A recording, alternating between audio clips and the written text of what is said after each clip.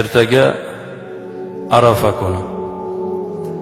Hojilarimiz, dunyo hojilari Arafot maydonida jam bo'lishadi. Hajning 3 farzidan bittasi Arafa. Arafotda turish bu farz. Odam alayhissalomning duolari qabul bo'ldi Arafa kunida. Xatolari kechirildi.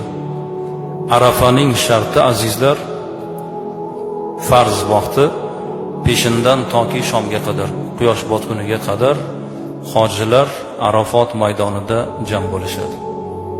Hasan Basriy rahmatullohi alayh hajga bormagan vaqtlarida ham aynan Arafa kuni peshindan shomga qadar duoda bo'lar ekanlar.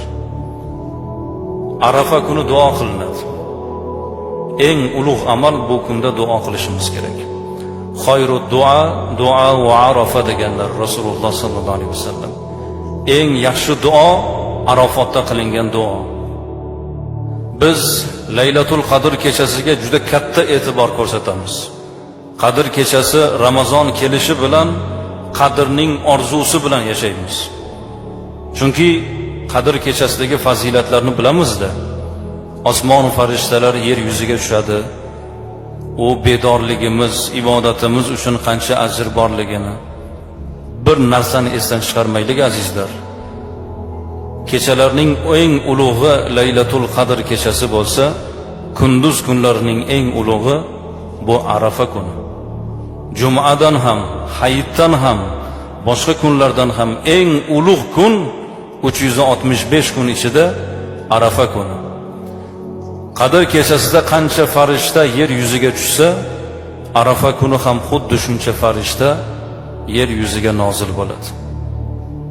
Allohning farishtalari, sayyor farishtalar shu kunda yer yuziga tushadilar. Shom bo'lib kun botishi bilan yana sayyor farishtalar osmon sari ko'tarilishadi.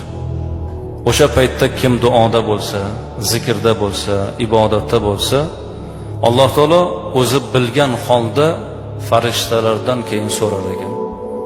Bandalarimni nima qilgan holda ko'rdinglar? Farishtalar aytar ekanki, Parvardigor, bandalaring seni zotingni poklab, nomingga hamd va sanolar yo'llamoqdalar. Alloh taolo aytar ekanki, bandalarim o'zi meni ko'rganmikan? Yo'q Parvardigor, bandalaring seni ko'rmagan, faqat qudrat va alomatlaringdan seni zotingni poklab hamd va sanolar yo'llashmoqda.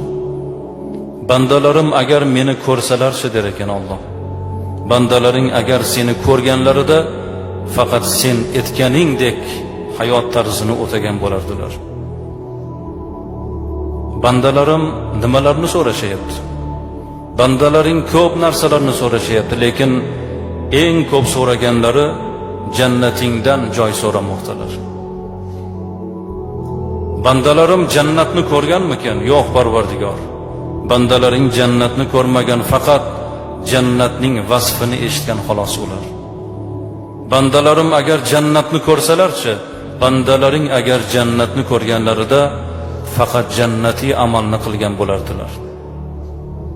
Bandalarim nimalardan panoh so'rashyapti? Bandalaring ko'p narsalardan panoh so'rashyapti, lekin eng ko'p so'ragani do'zaxdan panoh so'rashyapti. Bandalarim do'zaxni ko'rganmikan? Yo'q Parvardigor. Bandalaring do'zaxni ko'rmagan, faqat do'zaxning alami va shiddatini ular eshitgan xolos. Bandalarim agar do'zaxni ko'rsalarchi, bandalaring agar do'zaxni ko'rganlarida do'zaxiy amalni yaqiniga yo'lamagan bo'lardilar. Shunda Alloh taolo aytar ekan: Inni ushhidukum anni qad ghafartu lahum. Men sizlarni shohid qilaman. Meni zotimni poklagan, jannatdan joy so'ragan, do'zaxdan omonlik tilagan bandalarimni gunohini kechirdim. Sizlar guvoh bo'linglar der ekan farishtalarga.